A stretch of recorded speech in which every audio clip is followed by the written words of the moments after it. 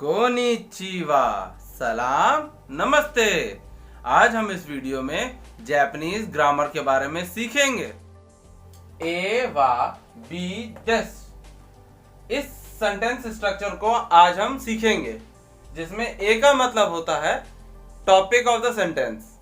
मतलब कि ए की जगह हम वो टॉपिक लिखेंगे जिसके बारे में हम सेंटेंस लिखने वाले हैं, और बी का मतलब हुआ इंफॉर्मेशन, जो इस ए का जो टॉपिक होगा उसके बारे में हम बी की जगह पे लिखेंगे। तो ए वा बी देस, ये ए जब हम यूज करेंगे तो यहां पे हम जैसे कि वाताशी लगा देंगे। वाताशी का मतलब आए। यहां पे बी की जगह हम अगर फारूक लिख दें तो होगा वाताशी वा फारूक देस। इसका मतलब होगा आई एम फारूक। वैसे ही हम ए और बी की जगह पे बहुत सारे अलग अलग टाइप के वर्ड्स यूज करके अलग अलग तरीके के सेंटेंसेस बना सकते हैं। आपको याद होगा मैंने इस सिलेबल को हिरागाना पढ़ाते समय आपको हा पढ़ाया था, मगर यहां पे मैं इसे वा पढ़ रहा हूं। ऐसा क्यों? क्योंकि यहां ये हा जो है ये टॉपिक इंडिकेटर है, जिसकी वजह से इसे वा पढ़ा जाएगा। मगर अगर आप इस सिलेबल को किसी वर्ड में इस्तेमाल करते हुए देखें तो आप इसे हा ही पढ़ेंगे। मगर सिंस ये टॉपिक इंडिकेटर है इस सेंटेंस में, इसीलिए इसे वा पढ़ा जाएगा। और ये जो सेंटेंस स्ट्रक्चर है इसमें ये वा पार्टिकल यूज किया जाएगा। जैसे कि मैंने आपको बताया था, ए की जगह हम कई सारे अलग अलग वर्ड्स यूज करके सेंटेंसेस बना सकते हैं, वैसे ही बी की जगह भी अलग अलग वर्ड्स यूज करके सेंटेंसेस बना सकते हैं। जैसे कि ये ए की जगह हम आई मतलब वाताशी यूज करके सेंटेंस बना सकते हैं। वाताशी वा, बी की जगह हम जैसे कि हमने यहां इंडोजिन मतलब इंडियन यूज किया तो होगा वाताशी वा इंडोजिन दिस, मतलब हुआ आई एम इंडियन। वैसे ही हम और भी कई सारे सेंटेंसेस बना सकते हैं, जैसे कि वाताशी वा निहोंजिन मतलब जापानीज, वाताशी वा निहोंजिन दिस मतलब आई एम जापानीज। हम लोग आई की जगह यहां पे यू भी इस्तेमाल कर सकते हैं, तो होगा आनाता, आनाता वा इंडोजिन दिस मतलब यू आर इंडियन। वैसे ही आनाता वा निहोंजिन दिस मतलब यू आर जापानीज। तो वैसे ही हम ए की जगह अलग अलग वर्ड्स यूज करके, बी की जगह अलग अलग वर्ड्स यूज करके हम लोग अलग अलग तरीके के सेंटेंस बना सकते हैं। जैसे कि हम लोग यहाँ पे ए की जगह वाताशी लिखें और यहाँ बी की जगह अपना नाम लिख लें तो होगा वाताशी वा फारूक दिस मतलब हो जाएगा आई एम फारूक।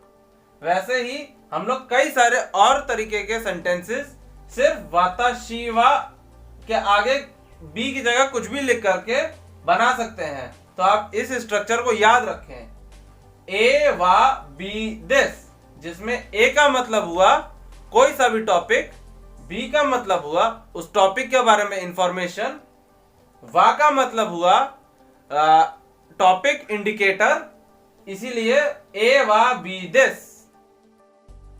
वाताशी को लिखने का stroke order, first stroke, second stroke, third stroke, fourth stroke, fifth stroke, sixth stroke, seventh stroke. ये कांजी 7 स्ट्रोक्स की होती है।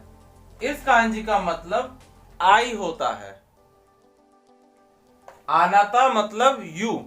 आनाता लिखने का स्ट्रोक स्ट्रक्चर आ, first stroke, second stroke, third stroke, आ ना, first stroke, second stroke, third stroke, ना ता, first stroke, second stroke, third stroke, fourth stroke, ता, आनाता। इन कांजी को लिखने का stroke order, first stroke, second stroke, third stroke, fourth stroke. ये कांजी सन की होती है। First stroke, second stroke, third stroke, fourth stroke, fifth stroke.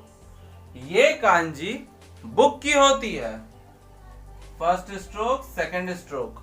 ये कांजी प्यूपल की होती है, तो ये तीनों कांजी साथ में निहोंजिन पढ़ी जाती है और इन तीनों का साथ में मतलब होता है जापानीज। इंदोजिन लिखने का stroke structure, first stroke, second stroke आई, first stroke, second stroke first stroke, second stroke, third stroke, fourth stroke, दो, और फर्स्ट स्ट्रोक, सेकंड स्ट्रोक, जिन, इंदोजिन। वाता शिवा इंदोजिन दिस मतलब आई एम इंडियन। आना तावा निहोंजिन दिस मतलब यू आर जैपनीज। आप ध्यान से देख रहे हैं तो यहाँ दिस का मतलब एम हुआ, यहाँ दिस का मतलब आर हुआ। तो इंग्लिश में हम इज एम आर अलग अलग यूज करते हैं, वहीं जापानीज में इज एम आर के लिए सिर्फ एक शब्द है, वो है दिस। जैसे कि हम हिंदी में भी इज एम आर अलग अलग यूज करते हैं, वो होता है, हूं, हो। जैसे कि आई एम इंडियन, मैं भारतीय हूं। यू आर जापानीज, तुम जापानी हो। हूं, हो, दो अलग अलग यूज हुए। वहीं जापानीज में आप देखिए वाताशिवा इंदोजिन दिस, यहां पे भी दिस यूज हुआ है। वैसे ही आनातावा निहोंजिन दिस, यहां पे भी दिस यूज हुआ है। अगली बार जब भी आप जापानीज पढ़ें तो आप ये चीज दिमाग में रखें कि जापानीज में इज एम आर तीनों के लिए सिर्फ एक शब्द यूज होता है, वो होता है दिस।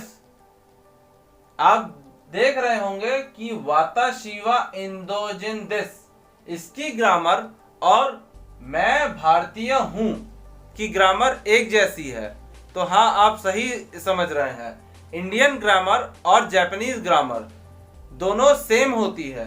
हिंदी व्याकरण जो होती है, अगर आपको वो आती है तो आपको जापानीज ग्रामर सीखने में ज्यादा दिक्कत नहीं होगी, क्योंकि जापानीज ग्रामर और इंडियन व्याकरण दोनों का जो स्ट्रक्चर होता है, सेंटेंस स्ट्रक्चर, वो एकदम सेम होता है। आप जैसे कि वाताशी मतलब मैं, इंडियन मतलब भारतीय, देश मतलब हूं, तो मैं भारतीय हूं।